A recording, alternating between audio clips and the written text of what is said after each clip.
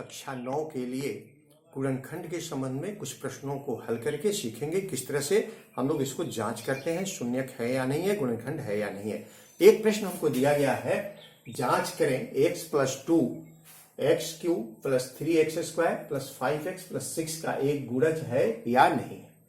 हम लोग मान लें कि x + 2 0, यानी अगर गुणज है तो भाग देने पर शून्य कर देगा, शेषफल शून्य होगा। अगर गुणज है तो शेषफल शून्य होगा। ऐसी स्थिति में शेषफल प्रमेय के अनुसार हम x बराबर -2 लेके चल रहे हैं। हमको px बराबर x³ यही प्रश्न + 3x² + 5x + 6 दिया गया है। अब देखिए x बराबर -2 हम ले रहे हैं, तो जहां जहां इसमें x है वहां -2 हम रखेंगे। यहां देखिए px -2 रख दिए, x³ तो -2 का क्यूब, 3x² तो -2 का स्क्वायर, 5 गुणा में x तो -2 + 6। अब देखिए इसका हम गुणा करेंगे, इस पर जो पावर है यह विषम संख्या है, इसलिए चिन्ह वही रह जाएगा और 2 का 3 बार गुणा करेंगे 8 हुआ। यहाँ सम संख्या है तो माइनस जो है प्लस में बदल जाएगा, तो 2 दूना 4 3 12, यहाँ 5 दूना 10, प्लस माइनस माइनस, अब प्लस में यहाँ 6 हो गया। अब प्लस वाले को एक साथ और माइनस वाले को एक साथ रखेंगे, तो यहाँ हमको मिल गया प्लस में 12 और 6, 12 6 18, माइनस में मिला 8 और 10, तो ये भी 18, इसलिए 0 हो गया। तो शेषफल इसका 0 है।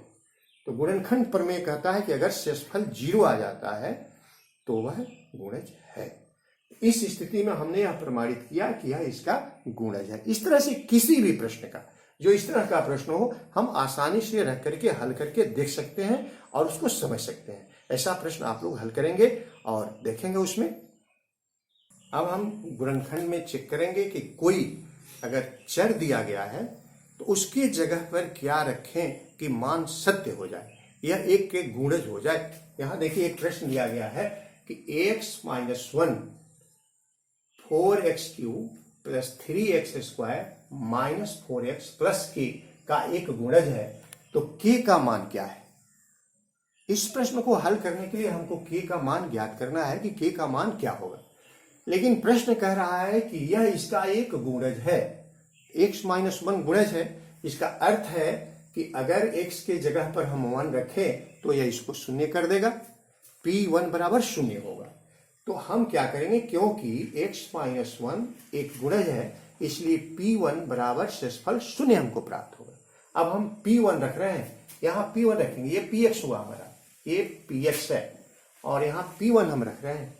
तो देखिए 1 जहां जहां x है 1 रखेंगे, 4 गुणे x का क्यूब तो 1 का क्यूब, प्लस का चिन्ह तो प्लस का चिन्ह, 3 यहां रख दिए, और x का स्क्वायर तो 1 का स्क्वायर, माइनस का चिन्ह माइनस का चिन्ह, 4 और x की जगह पर 1 और प्लस के बराबर 0 होगा। अब देखिए यहाँ 1 का क्यूब 1 ही होगा, 1 का स्क्वायर 1 ही होगा, और यहाँ 1 तो है ही, प्लस के = 0। तो यहाँ हो गया 4 एकम 4, 3 एकम 3, बीच में प्लस का चिन्ह है, रख दिए, माइनस में 4 एकम 4, प्लस के = 0, प्लस में 4 माइनस में 4, दोनों कट गया, तो बचा क्या 3, अब प्लस में के = 0, इसलिए के बराबर -3। इस तरह से हम लोगों ने प्राप्त कर लिया कि के का मान -3 होगा। कोई भी प्रश्न हो, चाहे वह यहाँ के दिया हो, यहाँ दिया हो, कहीं भी दिया हो, हम इसका मान इस तरह से ज्ञात कर सकते हैं कि के का मान क्या होगा। यह जो है 0 रख करके, यानी p1 या p2 जो भी मान हमको दिया हो गुणज में, यहाँ अंतर यही करना है कि हम माइनस में दिया है तो हम प्लस में रखेंगे, प्लस में दिया है तो माइनस में रखेंगे। अब हम लोग सीखेंगे कि मध्य पद से तोड़ करके किस तरह से गुणनखंड कर सकते हैं। एक प्रश्न हमारे सामने है, 6x² + 17x + 5। अब देखिए ये जो है इसको हम लोग कहते हैं फर्स्ट, यानी पहला पद, यह हमारा फर्स्ट है, इसको पहला पद हम लोग कहेंगे। और यह जो है लास्ट है अचर पद, इसको हम लोग लास्ट कहते हैं। यह जो है मिडल या मध्य पद इसको कहते हैं, या मिडल कहते हैं। अब देखिए हम लोग इसको तोड़ने के लिए अपने मन में सोचते हैं इसको, या अलग कहीं रदी पर यहाँ दिखाया नहीं जाता है, लेकिन आपको समझाने के लिए हम दिख रहे हैं। यहाँ फर्स्ट इंटू लास्ट करेंगे, फर्स्ट इंटू लास्ट, तो यहाँ कर रहे हैं तो 6x² प्लस ये गुणा 5x 5x नहीं 5, तो हमको मिल गया 6 बचे 30x स्क्वायर। अब देखिए जो मिडल पद हमारा है 17 को इस तरह से व्यवस्थित करना है कि गुणा करने पर 30 हो जाए और जोड़ने पर 17 मिले।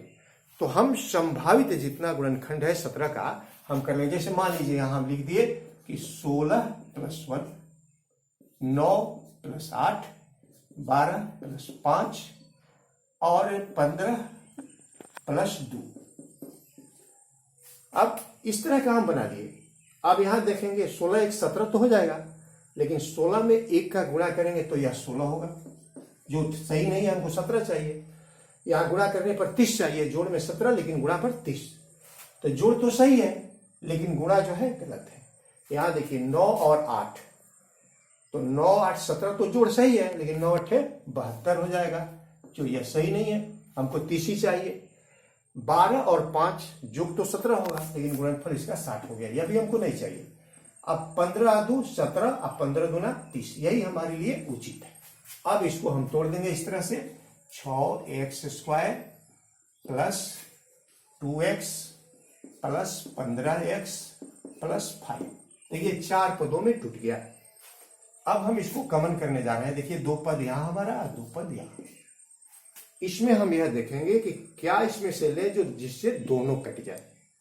तो हम देख रहे हैं कि 2 से दोनों कट जाएगा, x से दोनों कट जाएगा, दोनों में मिल जाएगा हमको 2x। इसको हम लोग उभयनिष्ठ कहते हैं। तो 2 × 6 3x हो गया। अब प्लस ये 2x कॉमन हो गया है तो 1 हो गया। यहां चिन्ह कैसा है, प्लस का, प्लस का चिन्ह लगा दिए। अब इसमें देखिए 5 हम ले लें तो दोनों कट जाएगा, तो 5 को ले लेंगे। 5 × 15 3x अब प्लस 1। अब यहां आकर के थोड़ा सा हम रुकेंगे, विचार करेंगे। ये दोनों पद अगर समान है अंक में, चर में, चिन्ह में, तो समझिए आप सही रास्ते पर चल रहे हैं। अगर यह चिन्ह में अंतर हो गया या चर या अचर में अंतर हो गया तो समझिए कि आप सही रास्ते पर नहीं जा रहे हैं, कोई गलती हो गई। लेकिन यहां तो हम लोग सही रास्ते पर हैं। इन दोनों में से हम एक को ले लेंगे 3x + 1 और यहां लिख देंगे 2x + 5। इस तरह से मध्य पद तोड़ के हम लोगों ने गुणनखंड प्राप्त कर लिया। अब देखिए एक दूसरा समीकरण हम ले रहे हैं जिसका मध्य पद ऋणात्मक है। फिर भी हम वही क्रिया करेंगे, यहां दोनों का गुणा करेंगे तो 6x स्क्वायर × 5 = 30x स्क्वायर हमको प्राप्त हुआ। लेकिन मध्य पद इसका ऋणात्मक है और ये दोनों गुणनफल जो है धनात्मक हो रहे हैं। तो हम इसको ऐसे तोड़ेंगे कि मध्य पद का दोनों भाग ऋणात्मक हो, तब गुणा करने पर माइनस माइनस हमको प्लस दे देगा।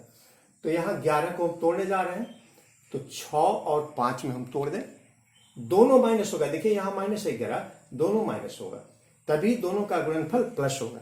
अगर यहाँ गुणनफल माइनस में आता है तो ऐसी स्थिति में एक प्लस और एक माइनस होता है। अगर हम लोगों का फर्स्ट इंटू लास्ट अगर माइनस में आ रहा है गुणनफल, तो मध्य पद का एक प्लस एक माइनस होगा।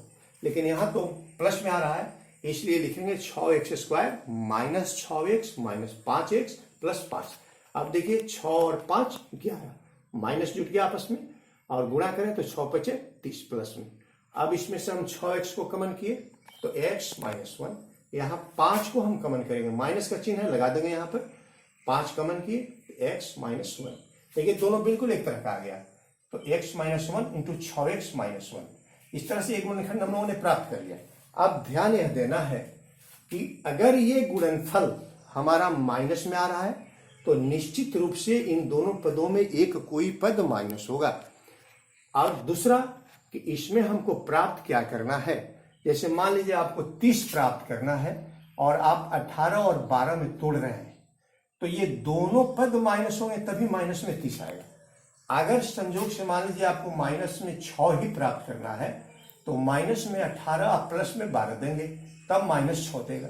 अगर प्लस में 6 प्राप्त करना है तो माइनस में 12 और प्लस में 18 देंगे तो प्लस में 6 देगा। इस तरह से ध्यान रख करके हम लोगों को हल करना है। अगर आपको कोई विशेष कठिनाई होती है तो कमेंट कीजिए, हम आपकी मदद करेंगे। Thank you.